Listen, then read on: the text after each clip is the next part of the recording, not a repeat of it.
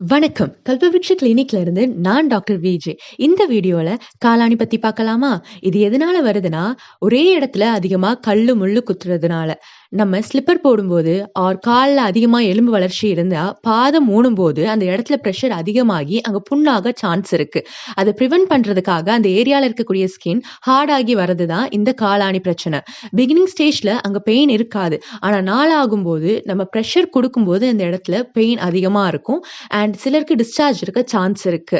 இத நம்ம எப்படி சரி பண்ணலாம்னா, இது மேலோட்டமா இருந்தா வார்ம் வாட்டர் வச்சோ, இல்ல சர்டன் கஷாயம் வச்சு ஒரு 5 to 10 மினிட்ஸ் அந்த ஏரியாவ வாஷ் பண்ணிட்டு, மெடிகேட்டட் கீ அப்ளை பண்ணி பேண்டேஜ் பண்ணணும். மெடிக்கல்ல கார்ன் கேப் அவைலபிள். அத வாங்கி ஒட்டிக்கோங்க. ஆனா டீப்பா இருந்தா அதோட ரூட்ல இருந்தே கட் பண்ணி ரிமூவ் பண்ணணும். இது ரிகரன்ஸ் சான்ஸ் அதிகம். நம்ம கல்லு, முள்ளு குத்தாம பார்த்துக்கணும். அந்த இடத்துல பிரஷர் அதிகமாகாம இருக்கிறதுக்கு குஷன் வச்ச ஸ்லிப்பர்ஸ் யூஸ் பண்ணணும். அண்ட் ரத்தத்த சுத்தி பண்ற மாதிரி மருந்து எடுத்துக்கணும். நான் மேல சொன்ன எல்லா ட்ரீட்மெண்ட்டுமே நம்ம கல்பவிருக்ஷ கிளினிக்ல அவைலபிள்.